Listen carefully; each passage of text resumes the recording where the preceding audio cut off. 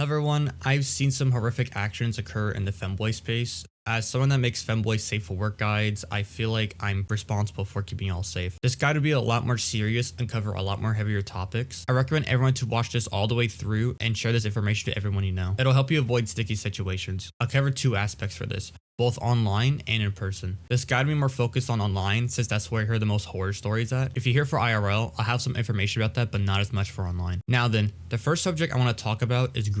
They're dangerous and they're just outright creepy. The moment you recognize one, block and report them. But for those that don't know how to spot a groomer, this is what they'll do. They'll try to have a private conversation with you. With online, it's really easy to get into a chat room with someone, especially on Discord and in video games. Once they start messaging you, they make you feel really special. They'll say creepy messages such as saying, "Wow, you're really mature for a 14-year-old." Or during the conversation, they'll use sweet language. They'll use words to make you feel special, such as saying cutie, honey, etc. They'll do their best to uplift you, to make you feel comfortable and vulnerable to take advantage of you. I've had my own bad experience about 10 years ago. It was not pleasant to go through. Fortunately, I didn't send them anything. What they've done is they asked a photo from me. If I've done what they asked, they would have uplifted my body image to make me feel more comfortable. And it would have gotten a lot more worse from there. If you see someone doing this, block them and report them immediately. You don't know the person you're talking to. They can lie about anything, including their age and motives to talking to you. I've heard stories of folks claiming that they're 13 to manipulate the people they're talking to. Usually, if the victim responds back, the manipulator will ask for photos or make uncomfortable comments to you. This has been a common problem I keep on seeing is minors posting photos of themselves, whether it's lewd and polite or not. I'll say this right now, if you're under the age of 18, you don't share a single thing about yourself, which includes photos, information about yourself, or anything. Posting pictures of yourself leaves you vulnerable to blackmail,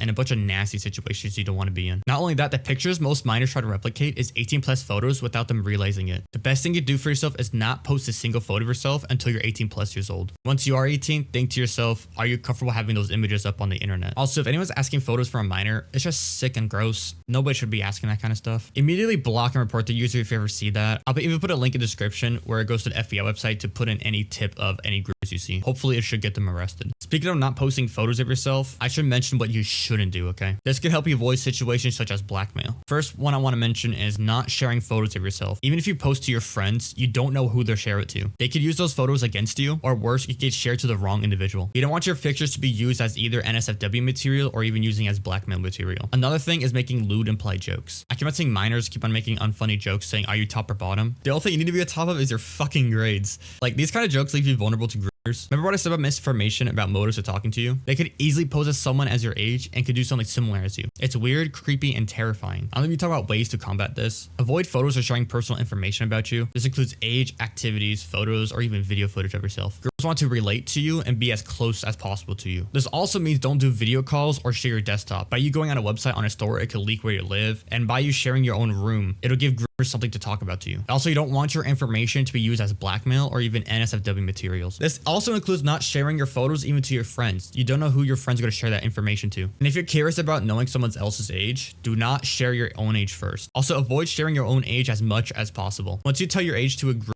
they could just repeat the same thing back to you. You're 13? Bro, me too. Like, anybody could say that. If you're curious, ask them first. If they ask back, you don't have to respond. On social medias, make sure you turn off your DMs. On social media, you can turn off your DMs. This includes Discord, Instagram, anything related like that. This will create less opportunities to isolate you and make private conversations with you. If you're going to keep your DMs on, which I don't recommend at all if you're a minor, avoid talking to people that rather talk in private than on a public chat room. While we're talking about this, make sure you create boundaries for yourself and everyone you know, which includes friends and families and even new people. If you ever feel uncomfortable over a comment or a joke, make it stated and make sure that people respect your decisions. A better example is telling them no whenever you feel uncomfortable doing their request, or telling you feel uncomfortable whenever they make a comment about you. Boundaries are important. Make sure your friends and people you're talking to respect it. If they don't, block and report them immediately. Now we're going to talk about in real life. Well, here's what groomers would do in real life. Adults wanting to talk to a minor is just bad. No adult wants to talk to a child. If the groomers use any of the following, such as sweet language, they'll do their best to uplift you, make you feel comfortable and vulnerable. For misinformation, they'll lie about their motives for talking to you, and they'll just make uncomfortable comments. Whenever they do any of the following, just go away from them. Or better, if there is a trusted parent or a trusted adult you know,